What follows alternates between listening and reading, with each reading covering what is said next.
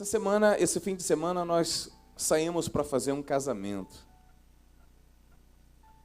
E foi um casamento que me trouxe muita alegria, porque foi o casamento de uma pessoa que estava casando com a mesma esposa. Foi muito interessante, porque, por acaso, era meu irmão. E eu fiquei muito feliz, porque a gente brigou muito no reino espiritual, para que a vida dos dois não fosse destruída, apesar de ter chegado ao ponto de destruição.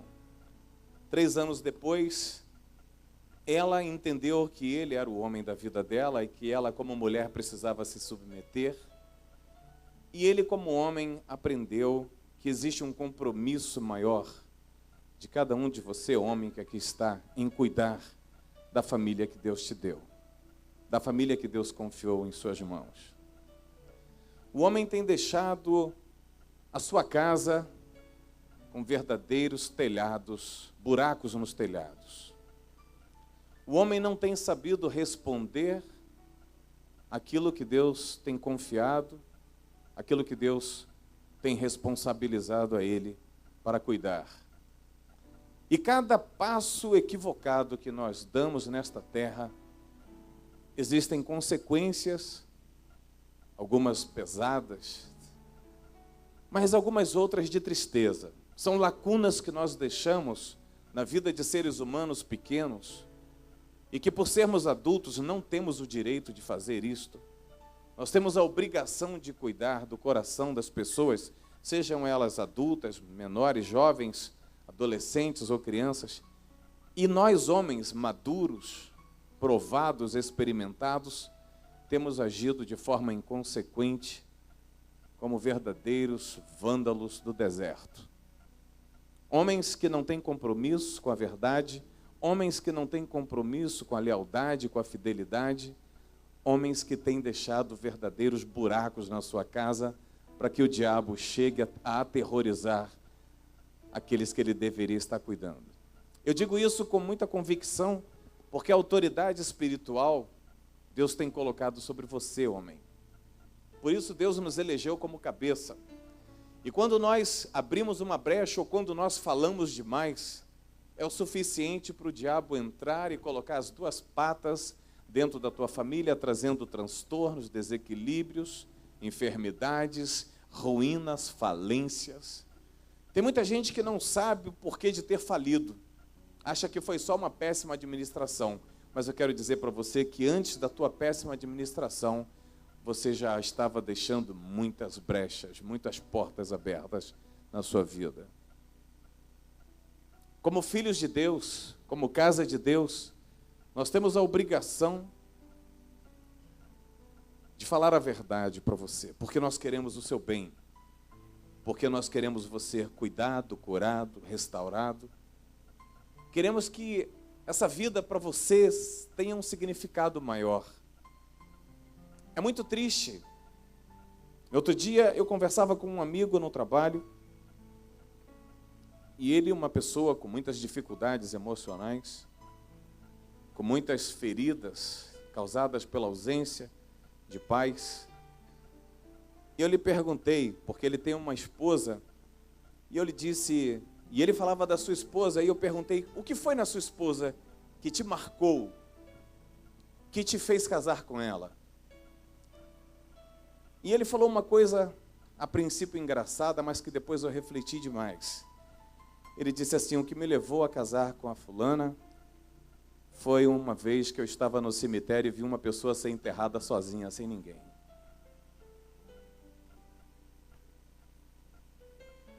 Eu falei, repete para mim isso. Ele falou, foi, eu vi um homem ser enterrado e não tinha ninguém. Talvez você esteja olhando pelo lado que eu olhei no início. Mas nós estamos numa terra onde há muita solidão. E as pessoas estão vivendo rodeadas de pessoas, mas são pessoas interesseiras, são pessoas que só querem aquilo que você tem de bom, aquilo que você tem de melhor, muitas vezes, o que você tem materialmente. São pessoas que estão te dando, de repente, uma mão, mas esperando que você depois dê as 2 para ela. Tem escasseado na vida do ser humano o amor. Tem escasseado na vida do ser humano a sobriedade, os sentimentos bons, os sentimentos nobres, trazidos por Deus e dado a cada um de nós. O meu maior desespero hoje é querer recuperar a vida. Obviamente, não só em mim, porque eu tenho recuperado em mim diariamente, mas em recuperar em você, recuperar nos seus familiares, recuperar naqueles que estão lá fora, que não tiveram ainda oportunidade de conhecer a Deus na intimidade. Tem muitos homens que conhecem a Deus de ouvir falar, outros conhecem superficialmente, não porque não tenham tido a oportunidade de conhecer, mas porque estão assoberbados com as suas obrigações, os seus compromissos empresariais, os seus compromissos financeiros, e não têm tido tempo para entrar na intimidade com Deus. Tolo. Você não tem visto que isso tem tornado a sua vida vazia? Você não tem visto que a tua vida está supérflua? Uma vida cheia de conversas e histórias superficiais? Você não tem atentado que a sua vida é um puro vazio? Eu quero dizer para você que quando nós não buscamos o conselho do Pai, ou os conselhos do Pai, quando nós não temos a um Deus não que você, quando quiser, vai falar com Ele, a um Deus que você o busca diariamente, a um Deus que você tem confiado a sua vida, um Deus em que você tem, confiado tanto a ponto de se entregar completamente e tocar a vida aqui embaixo com aquilo que você tem que fazer. Ou seja, você resumindo as suas atividades, porque nós não precisamos de todas as atividades que nós temos, você não precisa de tanta programação na tua vida, você não precisa de tantos compromissos, você tem buscado encher a sua vida com coisas superficiais, com compromissos que não vão te trazer absolutamente nada, mas você tem deixado o maior compromisso seu, que é a intimidade com Deus, a intimidade que você deveria estar buscando diariamente. Talvez a gente não consiga mudar a terra, talvez a gente não consiga melhorar, o ânimo da humanidade. Talvez você não consiga melhorar a política. Talvez neste país a gente nunca tenha um presidente que de fato adore a Deus. Mas eu não estou nem aí. Porque a minha esperança não está aqui. A minha esperança está no céu, mas eu não quero viver o céu só quando eu sair deste corpo. Eu quero viver o céu hoje, e eu quero que você viva o céu hoje. Eu quero que você tenha Deus na sua vida diária, que você se sinta feliz, que você tenha a plenitude da vida, a tal da vida em abundância, que Jesus Cristo tanto falou, que nos trouxe. A igreja do Senhor Jesus precisa ser despertada, precisa ser sacudida, para buscar e para viver intensamente aquilo que Deus quer fazer. O dia que você entender isso, você vai colocar todas as suas preocupações, você vai colocar tudo aquilo que te angustia, tudo aquilo que te rouba a paz, que te rouba o sono, que te rouba a harmonia dentro do seu lar, você vai colocar de lado, porque você vai confiar em Deus. Eu estou falando daqueles casos caóticos, aqueles casos que você não tem saída, aqueles casos que tudo que aparece são cobranças. Todas as pessoas que te ligam, que chegam até você, é para cobrar, se não é dinheiro, são outras coisas, mas estão te cobrando. E cada dia mais você se envolve com as contas, com as cobranças, e você perde a comunhão com Deus. Nós precisamos colocar o nosso coração nesta noite em Deus. Eu me lembro de um homem que me ensinava sem liberar uma palavra, até porque ele não sabia falar. Parece que muitas vezes Deus não sabe falar. Nas horas que você mais quer ouvir as palavras de Deus, parece que Deus não sabe falar, Deus fica quieto, mas Ele está falando. E aquele homem, ele me ensinou muitas coisas nesta vida, mas ele me ensinava com um olhar. E ele tinha um olhar profundo, ele tinha um olhar muito azul. E o azul é muito bom, porque é a cor do amor de Deus. E cada vez que ele me olhava com um olhar de alegria, ou de repreensão, ou de tristeza, eu entendia o que ele estava tentando me dizer. Esse homem, ele não era letrado, ele nunca teve estudos, mas ele tinha Deus. Ele tinha Deus no seu coração. E ele amava Deus sobre todas as coisas. Por que eu digo isso? Porque muitas foram as suas provações nesta terra, mas ele nunca abriu mão de Deus por causa de nenhuma provação. Os seus compromissos de culto, de celebração ao Senhor, você podia acreditar que ele estaria lá na casa de Deus celebrando ao Senhor. Era um homem que tinha as suas lutas, mas ele não abria mão de Deus. Hoje, nós temos vivido algumas provações, algumas lutas, e a primeira coisa que a gente abandona é Deus. A primeira atitude nossa, intempestiva, é abrir a boca e sair falando um monte de imundícies. Jogando palavra para o diabo, fazer a salada e colocar você no prato. Quando será que nós vamos alcançar a plenitude da sabedoria? Lá em Provérbios 4, eu quero que você abra. É um momento de reflexão para toda a igreja, para que a gente entenda que andar com Deus é muito mais do que vir à igreja. Andar com Deus é muito mais que ter um lugar marcado nestes lugares limitados deste templo. Andar com Deus é muito mais que ter um título de pastor, de diácono, de obreiro. Tem pessoas que não têm título nenhum e fazem muito mais com Deus. E tem muito mais comunhão com Deus do que pessoas com títulos e muitos títulos.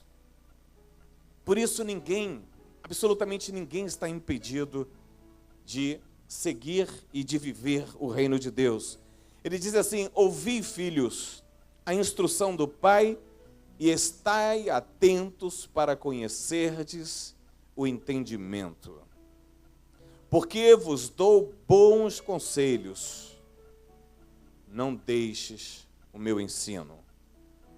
Quando eu era filho em companhia de meu pai, tenro e único diante de minha mãe, então ele me ensinava e me dizia: retenha o teu coração as minhas palavras, guarda os meus mandamentos e vive. Vamos ficar por aqui um tempo. Retenha o teu coração as minhas palavras, guarda os meus mandamentos e vive. Muitas vezes queremos viver, queremos a vida e queremos encontrar a fórmula. E achamos que, como tudo nesta terra tem fórmulas, existe uma fórmula específica para se viver a vida. Todos nós aqui estamos vivendo, mas nem todos nós estamos vivendo a vida. Porque a vida, ao contrário do que você imagina, ela não anda acompanhada de mortes.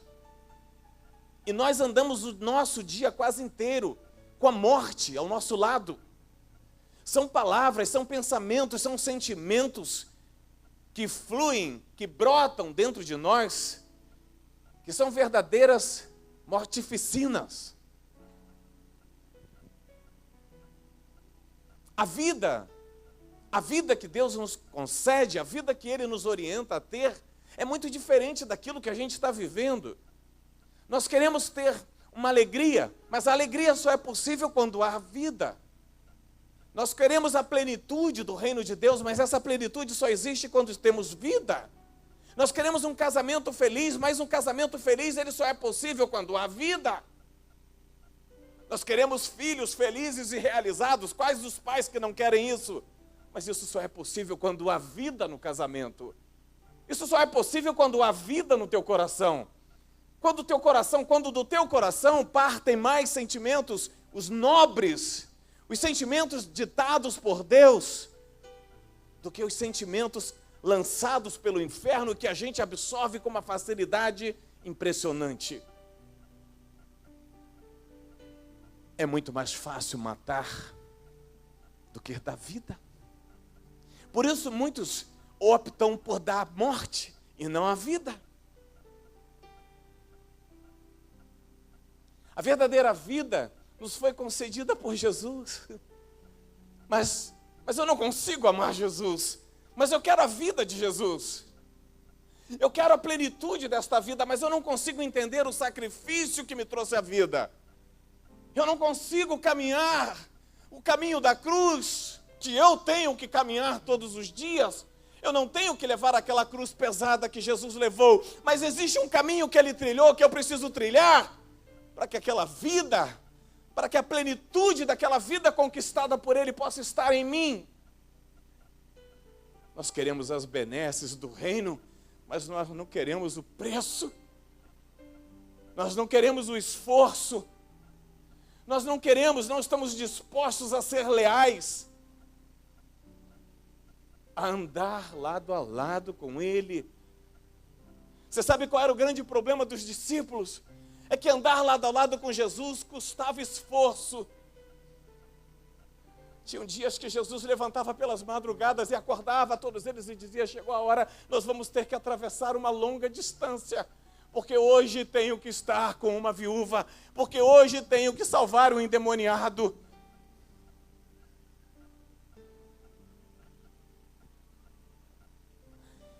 Jesus, lá atrás, já havia falado para os seus filhos: eis que coloco diante de vós o caminho da maldição e da morte, da bênção e da vida. Escolham a vida. Naquele momento todos ficaram perplexos, dizendo: óbvio, se existem dois caminhos, um que me leva à morte e o outro que me leva à vida, óbvio que eu vou escolher o caminho da vida. Mas não é isso que tem acontecido. Não é isso que você tem puxado para dentro de você. Não é isso que você tem levado para dentro da sua casa.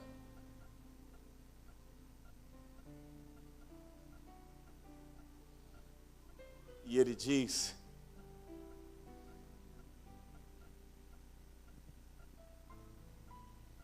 quando eu era filho, em companhia de meu pai, tenro e único diante da minha mãe, então ele me ensinava e me dizia: retenha o teu coração as minhas palavras, guarda os meus mandamentos e vive. Ah, irmãos, não é complexo, também não é simples. Não é simples não por falta de simplicidade. Não é simples pela nossa complexidade, porque nós somos complicados. Não é simples porque nós não sabemos o que queremos. Esse é o grande problema nosso do ser humano. Eu não sei o que eu quero, você não sabe o que você quer. Você está buscando alguma coisa que você nem sabe. Você só sente que é agradável estar na presença de Deus, mas você não sabe ainda quem é Deus. Você não sabe o que você quer. Como viver uma intimidade com alguma coisa que você não quer pagar o esforço de ir até o fundo? Ninguém pode ter um casamento feliz se não for fundo. Ninguém pode amar alguém se não for fundo. Ninguém pode ter vida se não for fundo.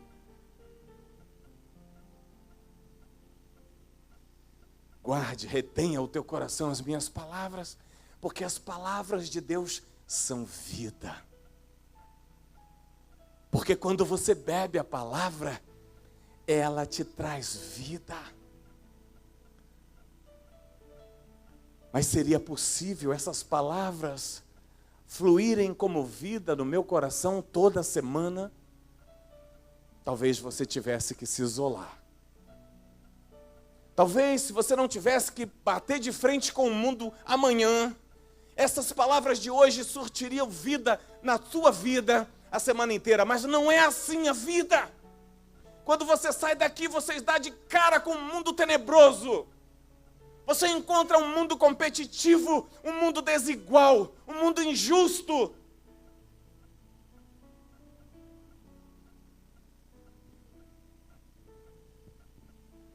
Então é você que tem que continuar buscando.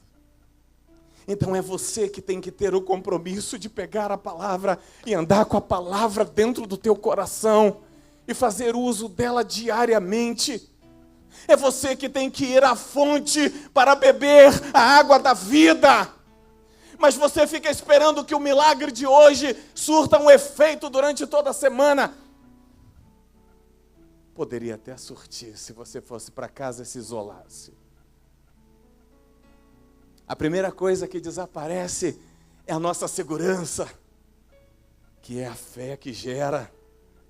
E quando a segurança desaparece, entra a insegurança, entram os medos, entram os pavores, entram as impossibilidades, e você fica cada dia menor, cada dia menorzinho, porque tudo se torna impossibilidade. Você já não vê mais horizonte, você já não enxerga mais saída.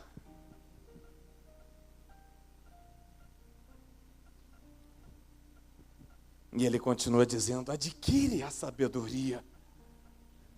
Adquire o entendimento e não te esqueças das palavras da minha boca e nem delas te apartes. Não se separe dela. Puxe-a para dentro de você. Abrace a palavra. Abrace a sabedoria. Detenha.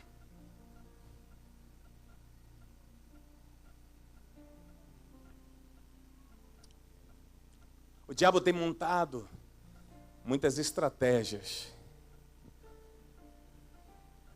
E durante um bom tempo da minha vida eu passei pensando, porque a minha fonte de inspiração é como Deus faz, né? Como Deus faz as coisas diferentes. Eu fico pensando e pensando. A Naira estudando, pesquisando, recebendo de Deus e entrando por um caminho e por outro. E eu já fico parado pensando. Como, Senhor, o diabo que é burro, limitado, tem conseguido derrubar tantos homens e mulheres? Como que o diabo tão burro e limitado, porque ele não tem nenhuma inteligência, se você quer saber, lhes foi tirado toda a sabedoria, todo o entendimento, toda a possibilidade de construir alguma coisa. Ele não pode construir, só pode destruir. E ainda assim ele tem envolvido homens e mulheres na face da terra, e eu estou falando de homens de quinto mundo, de quarto, de terceiro, de segundo e de primeiro. Estou falando de analfabetos, estou falando de muitos pós-doctos. O diabo tem conseguido, através das suas velhas estratégias, ainda atrair o olhar dos homens. Que ignorância. Tudo pela falta de uma palavra. Tudo porque eles têm faltado uma palavra de sabedoria que vai lhe trazer o entendimento.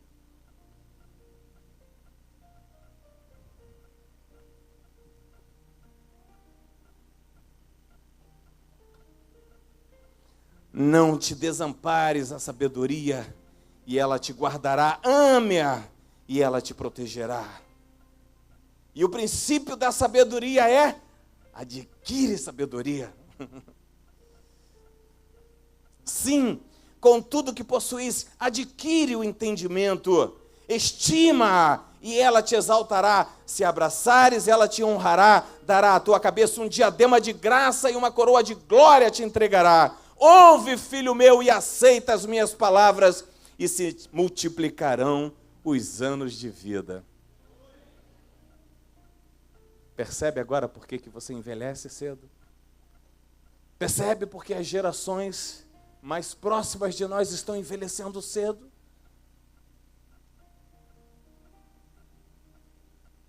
Queridos,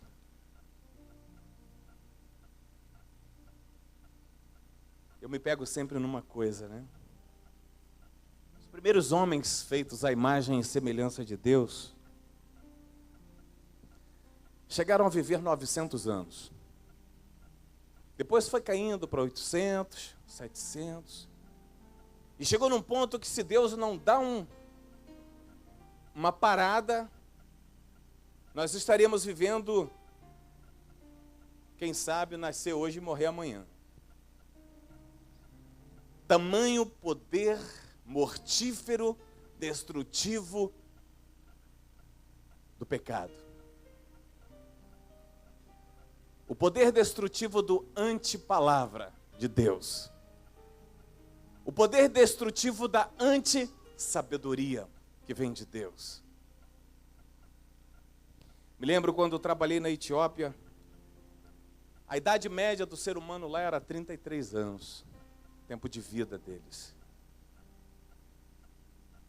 Porque lhes faltava tudo.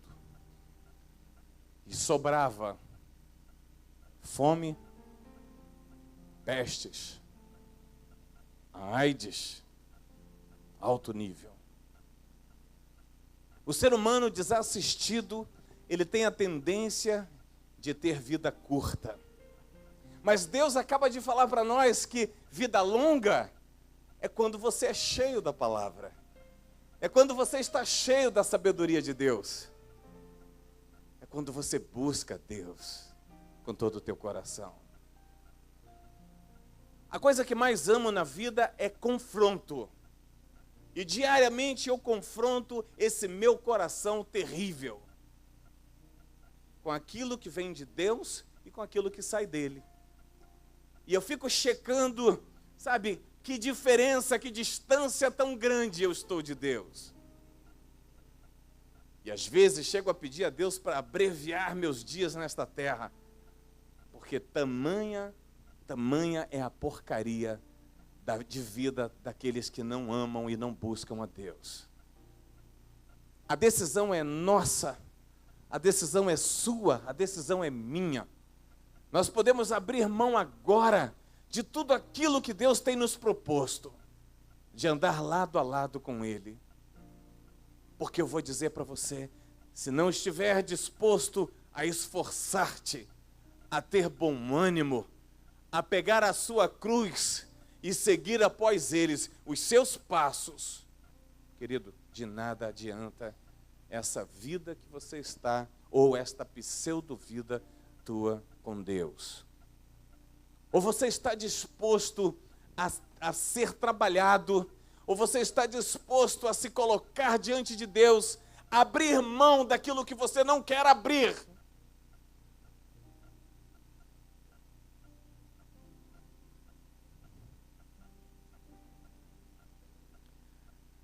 O mais interessante é que quando você se dispõe a fazer isso, a seguir a Cristo, Ele começa então a fazer coisas extraordinárias. E uma das coisas extraordinárias bíblicas que Ele faz é te tornar sal da terra. É te tornar uma figura, um personagem tão importante. Porque você vai ser o causador de muitas mudanças de vida. Porque você vai se tornar uma fonte de Deus nesta terra. E de repente você vai começar a se sentir importante. Não importante como Deus, importante como filho de Deus. Importante como instrumento de Deus. E quando você menos espera, o poder de Deus começa a fluir através da sua vida, quando você estende as mãos e abençoa, assim e assim. Assim, pela autoridade, e assim quando você dá alguma coisa para alguém. Alguém que necessita. E a obra de Deus começa a ser completa dentro de você.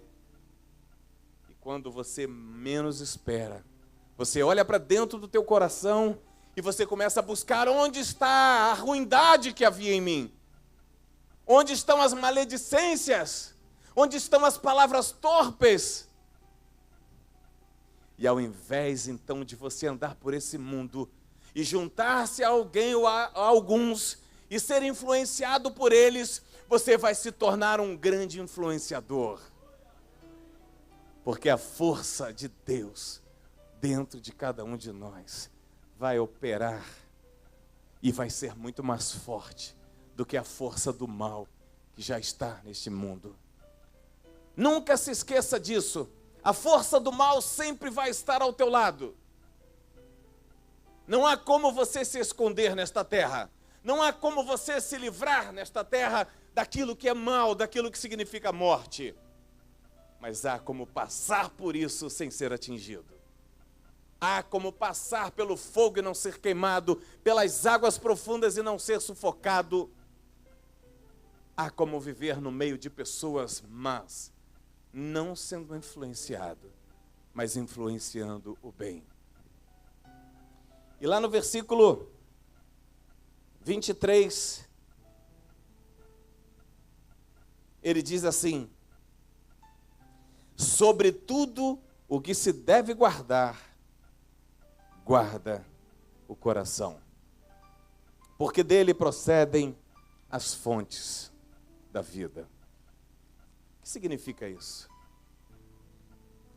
Se do coração procedem as fontes da vida, por que ele me pede para eu guardar o coração?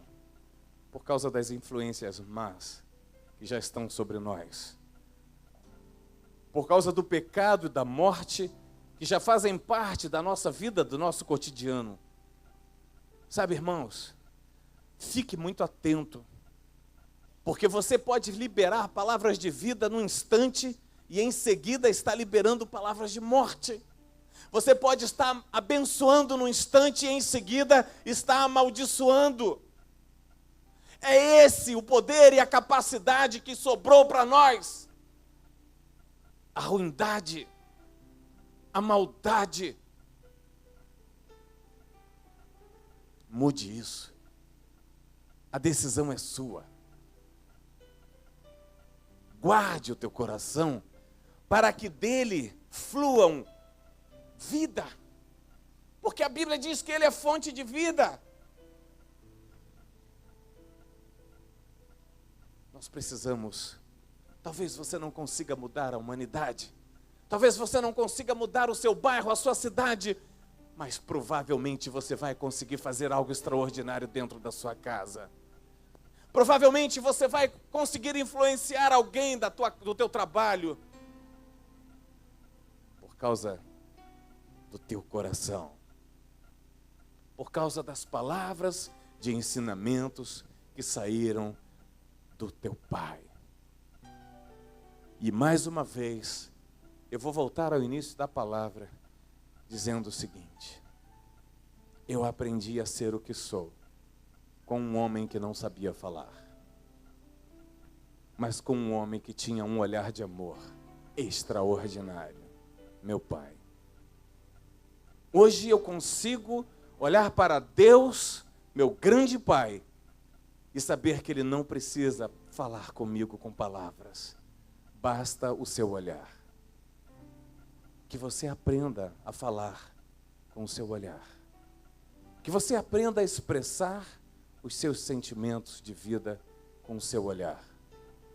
Porque é o que Deus está esperando de nós. Por que, pastor, só com o olhar? Para não correr o risco de abrir a boca e falar o que não tem que falar. Deus te abençoe.